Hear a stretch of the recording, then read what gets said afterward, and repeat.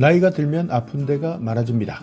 아프면 또 병원에 가야 되고 병원에 가려면 돈이 듭니다. 그렇지만 자식들도 먹고 사느라 신경조차 쓰지 못합니다. 그래서 아프기 전에, 더 나이 들기 전에 미리 알아야 되는 정보. 안녕하세요, 임플란트 타이거입니다. 나이가 들면서 가장 중요한 것이 무엇이냐 이렇게 물어봤을 때는요, 어떤 분들은 돈이다, 어떤 분들은 건강이다 이렇게 이야기합니다. 그 외에도 많은 것들이 중요하겠지만 일단 어떤 것이 가장 중요하냐 꼽으라면 이 두 가지를 꼽습니다. 그렇지만 건강 그리고 돈, 이 두 가지는 따로 떨어뜨릴 수 없습니다. 왜냐하면 나이가 들면 자연스럽게 아플 수밖에 없고, 그리고 아프면 어쩔 수 없이 병원에 가야 됩니다.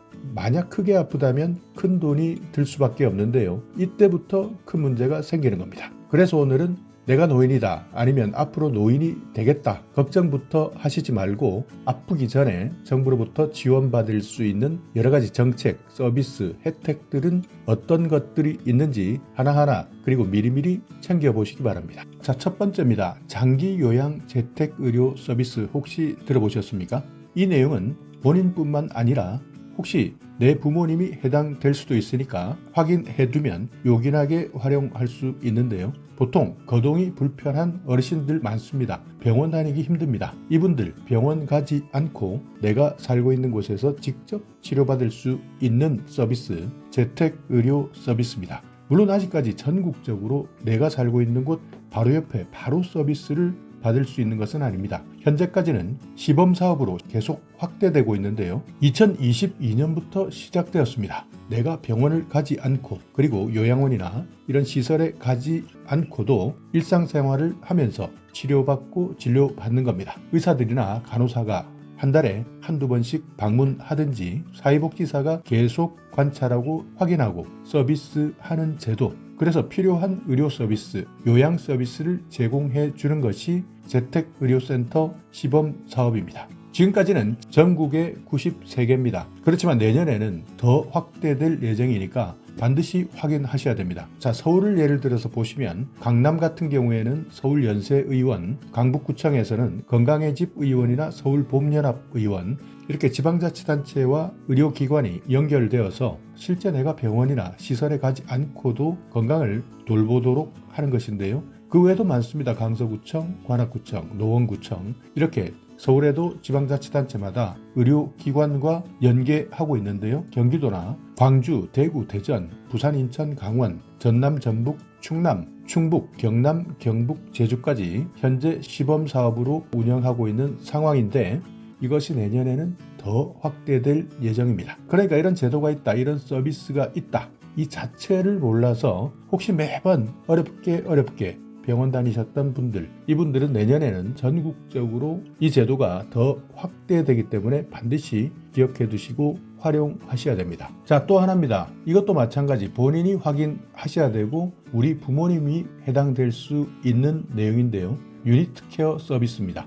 요양원은 왠지 부담스럽다, 너무나 비참하다 이렇게 생각할 수도 있습니다. 이런 분들이 모여서 가정과 같은 환경에서 돌봄 서비스를 받을 수 있도록 하는 사업, 이것이 유니트 케어 사업입니다. 여기에는 최대 9사람이 함께 생활할 수 있습니다. 침실은 1인실이고요. 그리고 정원 한 사람당 최소 면적 기준도 충족해야 되고, 근무자는 전원 치매 교육을 이수한 요양보호사로 이루어집니다. 아직까지는 시범사업인데 요양원과 전혀 다른, 그야말로 가정 같은 분위기, 친구들과 함께 사는 것 같은 분위기, 이런 환경에서 돌봄 서비스를 받을 수 있는 제도, 유니트 케어 제도도 현재 시범사업으로 진행 중에 있고 더욱더 확대될 예정이니까 이 제도도 눈여겨보시기 바랍니다. 자, 또 하나, 이것도 마찬가지 앞으로 더욱더 확대될 예정입니다. 노인성 질환, 정부에서 간병비를 지원하는 시범사업을 실시했습니다. 올해까지는 중증 환자, 요양병원에 계시는 분 한 달에 77만 원씩 지원해 드렸는데요. 올해는 일단 1,200명이 대상이었습니다. 내년에는 이 사업이 더 확대되기 때문에 혹시 우리 부모님 간병비 때문에 고민이신 분들은 이 사업도 기억해 두시기 바랍니다. 지금까지 말씀드린 정책은 내가 아프기 전에 확인해 둬야 되는 정책이고, 더 중요한 것은 아프지 않아야 한다는 겁니다. 이때 활용할 수 있는 정보도 있습니다. 시니어 친화형 국민체육센터입니다. 탁구도 칠 수 있고 배드민턴도 할 수 있고 골프 연습장도 있습니다. 게이트볼장도 있고요. 여러 가지 스포츠 종목, 즐길 수 있는 종목들이 있는데 이것은 내가 살고 있는 곳 시설마다 조금씩 다릅니다. 그러니까 혹시 지금까지 시니어 친화형 국민체육센터 모르셨다면 반드시 확인해 보시고 우리 지역에서는 어떤 시설들이 있는지도 체크해 보시기 바랍니다. 그리고 물리치료, 재활치료가 가능한 시설도 있기 때문에 이것도 활용할 수 있습니다. 올해까지는 11개였는데요. 내년에는 20개를 더 추가해서 늘릴 예정입니다. 자, 다음은 응급안전 서비스입니다. 나이가 들면 걸음걸이도 불편해지고 또 갑자기 돌발 상황이 생기기도 합니다. 이런 돌발 상황이 생겼을 때 신속하게 조치하지 않으면 생명의 문제까지 발생할 수 있는데요. 특히 사고는 집안에서 많이 생긴다고 합니다. 이럴 때 응급안전 안심 서비스를 신청하게 되면 혹시 내가 집안에서 갑자기 쓰러졌다, 그리고 장시간 동안 쓰러진 상태로 멈추고 있다면 바로 응급 호출을 할 수 있는 시스템입니다. 그리고 혹시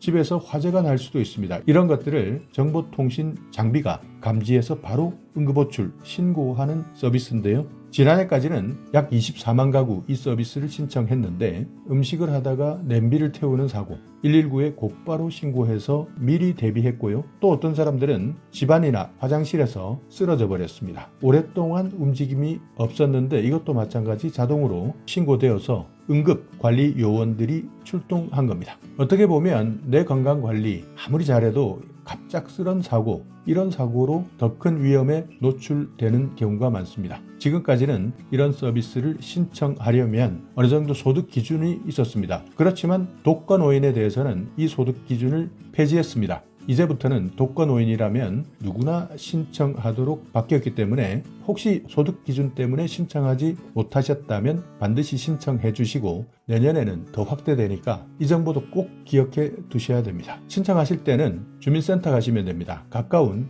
읍면동 주민센터 가시면 되고 내가 직접 가지 않아도 됩니다. 가족이 대신 신청할 수도 있습니다. 내년에는 응급안전 응급호출기 24만 가구에서 30만 가구까지 확대합니다. 자, 이렇게 오늘은 가급적 나이 들기 전에 먼저 확인해야 하는 재택의료 서비스, 그리고 가정집 같은 요양시설 유니트케어 시범사업, 요양병원에 계시는 분 간병비를 지원받을 수 있다. 아프기 전에 미리미리 내 몸, 내 건강 챙기는 시니어 친화형 국민체육센터 더 확대된다. 가장 많은 문제가 생기는 응급 상황 대비할 수 있는 응급 안전 안심 서비스, 이 내용까지 꼭 기억해 두시고 건강한 노후생활 보내시기 바랍니다.